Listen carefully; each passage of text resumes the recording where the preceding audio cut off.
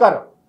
మాజీ CID chief PV Sunil మీద చర్యలు తీసుకోవడానికి రాష్ట్ర ప్రభుత్వం సిద్ధమవుతున్న పరిస్థితి కనబడుతుంది. దాంట్లో భాగంగానే ఇప్పుడు జరుగుతున్నటువంటి పరిణామాలు ఒక్కొక్కటి కూడా జరుగుతున్న పరిస్థితి కనబడుతుంది. దాంట్లో భాగంగానే రఘురామకృష్ణరాజు ఇచ్చినటువంటి ఫిర్యాదు నేపథ్యంలో పివి సునీల్ మీద అభియోగ పత్రాలు నమోదు చేసిన పరిస్థితి కనపడుతుంది. దాని మీద 15 రోజుల్లో కనుక రిప్లై ఇవ్వకపోతే కనుక చర్యలు తీసుకుంటానికి ఉపక్రమిస్తామంటూ కూడా రాష్ట్ర ప్రభుత్వం ఇప్పటికే పివి సునీల్కి నోటీసులు ఇచ్చిన పరిస్థితి కనపడుతుంది.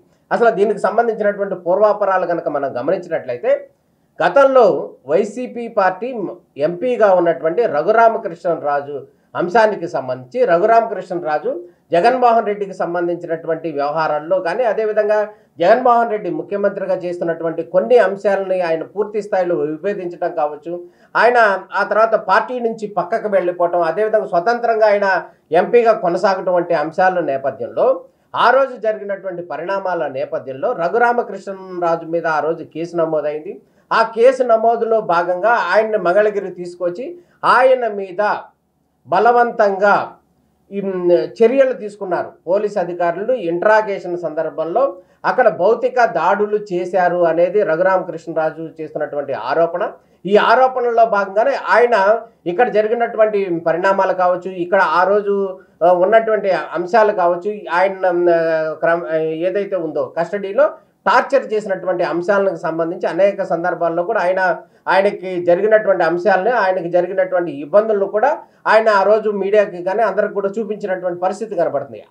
ఆ నేపథ్యంలోనే పివి సునీల్ ఇక్కడ జరుగుతున్నటువంటి ఒక రాష్ట్రంలో ఉన్నటువంటి ఎంపీగా ఉన్న సొంత పార్టీ ఎంపీగా ఉన్నటువంటి తన మీద తన రాష్ట్రంలో తన పోలీసులు తీసుకున్నటువంటి బాధ్యతారహితమైనటువంటి చర్యల మీద ఖండించాలంటూ కూడా దేశంలో ఉన్నటువంటి ఎంపీలు కావచ్చు, అదేవిధంగా లోక్సభ స్పీకర్ కావచ్చు, అందరికీ కూడా ప్రధానికి కావచ్చు, అందరికి కూడా ఆయన రిప్రజెంటేషన్ ఇచ్చినటువంటి పరిస్థితి కనపడింది. ఈ నేపథ్యంలోనే ఆ జరిగిన పరిణామ క్రమంలో ఆయన వైసీపీ నుంచి ఉన్నప్పటికీ కూడా ఆయన రెబల్ ఎంపీగా కూడా కొనసాగినటువంటి పరిస్థితి కనపడుతుంది.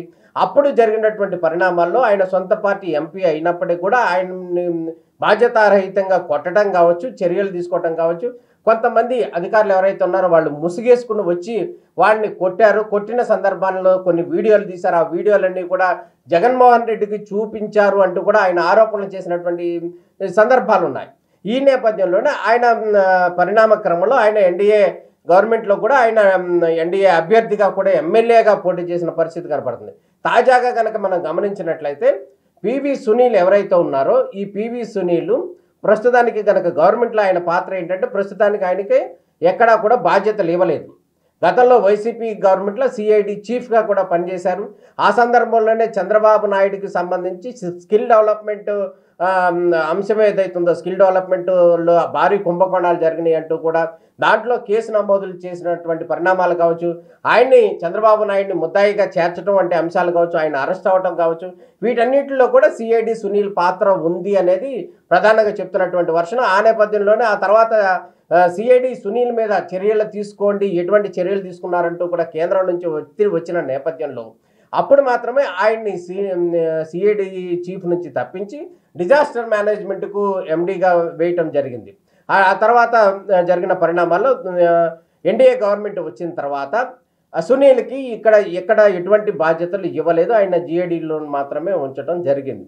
అయితే కొద్ది రోజుల క్రితం జరిగినటువంటి పరిణామాలు ఏవైతే ఉన్నాయో రఘురామకృష్ణరాజుకు సంబంధించి ఆయన కస్టడీలో ఉన్న సందర్భంలో చేసినటువంటి టార్చర్కి సంబంధించి పివి సునీల్కు సంబంధం లేదు, ఒకవేళ సంబంధం ఉన్నట్టు ఎటువంటి ఆధారాలు లేవు అంటూ కూడా ఆయన పివి సునీల్ సోషల్ మీడియా వేదికగా కూడా కొన్ని సందర్భాల్లో కొంతమందితో మాట్లాడినటువంటి వీడియోలు ఏవైతే ఉన్నాయో బహిరంగ సభలో ఆ వీడియోలని కోట్ చేస్తూ రఘురామకృష్ణరాజు మళ్ళీ దాని మీద ఫిర్యాదు ఇవ్వడం జరిగింది. నగరం పోలీస్ స్టేషన్లో గుంటూరు జిల్లాలో అక్కడ కేసు నమోదైంది. దానికి సంబంధించినటువంటి అంశంలో పూర్తి దర్యాప్తులో భాగంగా నేడు తాజాగా రాష్ట్ర ప్రభుత్వం ఆయన మీద పివి సునీల్ మీద అభియోగ పత్రం కూడా ఇవ్వడం జరిగింది. దాంట్లో భాగంగానే 15 రోజుల్లో దానికి సంబంధించినటువంటి క్లారిటీ, ఆయన చేసినటువంటి వ్యాఖ్యలు కావచ్చు, ఆయన మాట్లాడినటువంటి తీరుకు సంబంధించినటువంటి పూర్తి స్థాయి వివరణ ఇవ్వాలని ఆయనకి ఇచ్చినటువంటి నోటీసులో పేర్కొన్నారు. ఇవ్వకపోతే కనుక ఇలా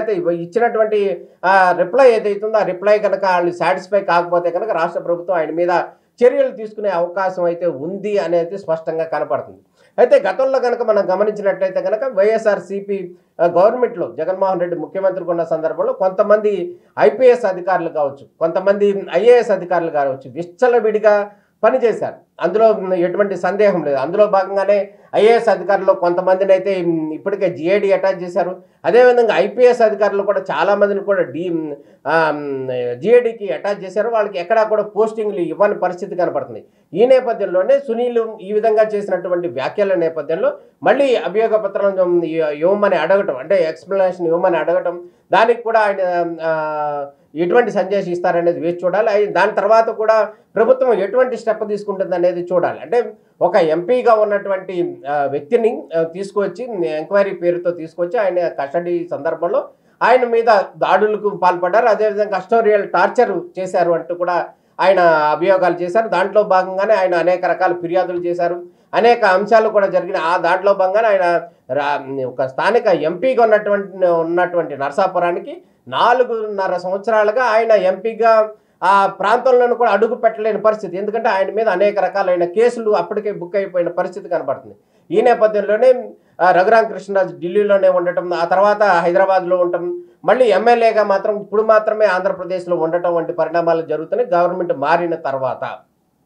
అయితే రాష్ట్ర ప్రభుత్వం ఇప్పటికే కూడా యువ మంత్రిగా ఉన్నటువంటి నారా లోకేష్ కూడా రెడ్ బుక్ అనే దాన్ని కూడా ఒకటి అప్పుడే నమోదు చేసినటువంటి పరిస్థితి. ఎవరైతే అక్రమాలకు పాల్పడుతున్నారో వారికి సంబంధించినటువంటి పూర్తి స్థాయి నమోదు చేస్తామో ఆ రెడ్ బుక్లో వారి పూర్తి వివరాలు ఉన్నాయి అంటూ కూడా చేశారు. అదేవిధంగా మొన్న ఈ మధ్య మాట్లాడుతూ కూడా లోకేష్ ఏం చెప్పారంటే రెడ్ బుక్ పూర్తి స్థాయిలో పని ప్రారంభించింది అని అయితే క్లారిటీగా చెప్పిన పరిస్థితి అయితే కనపడుతుంది. దాంట్లో భాగంగానే ఈ ఎవరైతే అవినీతికి పాల్పడ్డారో గతంలో ఆరోపణలు ఉన్నాయో వారందరినీ కూడా చర్యలు తీసుకునే ప్రక్రియకు నాంది పలికారు అనేది అయితే క్లియర్గా కనబడుతున్నటువంటి పరిస్థితి.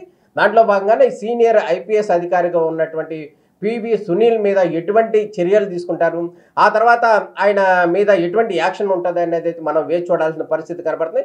ఈ ఐపీఎస్ వ్యవహారాలను కనుక మనం గమనించినట్టయితే రాష్ట్ర ప్రభుత్వం చాలా సీరియస్గా తీసుకుంది అనేది అయితే క్లియర్గా కనపడుతుంది. మొన్న కన్నా మనం గమనించినట్లయితే నటి జత్వానీ కేసు అంశంలో కనుక 3 ఐపీఎస్ అధికారులు క్లియర్గా సస్పెండ్ చేసేసింది. అసలు ఐపీఎస్ అధికారిని సస్పెండ్ చేయడం అనేది రాష్ట్ర ప్రభుత్వంలో ఇదొక మైలురాయి అని చెప్పుకోవాలి. ఎప్పుడూ కూడా ఎక్కడా కూడా దాదాపు చరిత్రలో ఎక్కడా కూడా ఐపీఎస్ అధికారుల మీద రాష్ట్ర ప్రభుత్వం చర్యలు తీసుకున్నటువంటి సందర్భాలు లేవు. కానీ మొన్న జరిగినటువంటి అంశంలో కనుక 3 ఐపీఎస్ అధికారుల మీద చర్యలు తీసుకున్నట్టారు. అదేవిధంగా 2 సస్పెండ్ చేశారు. ఫర్దర్ యాక్షన్ కూడా దానికి జరుగుతున్నటువంటి పరిస్థితి కనుక అదే అంశంలో భాగంగా ఇప్పుడు ప్రస్తుతం పివి సునీల్ మీద కూడా అటువంటి అంశమే జరుగుతుందా అనేది అయితే ఆసక్తిగా అందరూ వేచి చూస్తున్నటువంటి పరిస్థితి కనపడుతుంది. రానున్న రోజుల్లో ప్రభుత్వం ఏ విధంగా ముందుకెళ్తుంది, ఎటువంటి కార్యక్రమాలు చేస్తుంది అనేది అయితే మనం చూడాలి. అదేవిధంగా ఐపీఎస్ అధికారిగా ఉన్నటువంటి అతను ఒక ఆర్గనైజేషన్ని ఏఐఎం అనే ఒక ఆర్గనైజేషన్ రన్ చేస్తున్న సందర్భాలు ఉన్నాయి. ఆ రన్ చేస్తున్నటువంటి పరిస్థితుల్లో కూడా ఆయన మీద గతంలో కూడా ఫిర్యాదులు ఉన్నాయి. వీటన్నిటి నేపథ్యంలో ఆయన ఎటువంటి స్పందన ఇస్తారు, దాని మీద రాష్ట్ర ప్రభుత్వం ఎటువంటి చర్యలు తీసుకుంటుంది అనేది అయితే మనం వేచి చూడాల్సిన పరిస్థితి కనబడుతుంది. మొత్తానికి కనుక గతంలో ఎంతో ఉత్సాహంగా విచ్చలవిడిగా పనిచేసినటువంటి పివి సునీల్ లాంటి అధికారి మీద రాష్ట్ర ప్రభుత్వం చర్యలకు ఉపక్రమించింది అనేది అయితే క్లియర్గా కనబడుతుంది. రాష్ట్రంలో రెడ్ బుక్ పరిపాలన అయితే కొంత మేరకు పనిచేస్తుంది. రెడ్ బుక్లో ఎవరైతే గతంలో తప్పుదాలు చేశారో వారి పేర్లన్నింటినీ కూడా ఇంక్లూడింగ్ చేసిన పరిస్థితి కనబడుతుంది. ఆ రెడ్ బుక్ కూడా పనిచేస్తుందని గతంలో లోకేష్ చెప్పిన రీతిగా ప్రస్తుతం కూడా అదే వర్షన్ కనబడుతుంది అనేది అయితే క్లియర్గా కనబడుతుంది. చూడాలి ఏం జరుగుతుంది అనేది రానున్న రోజుల్లో. నమస్తే.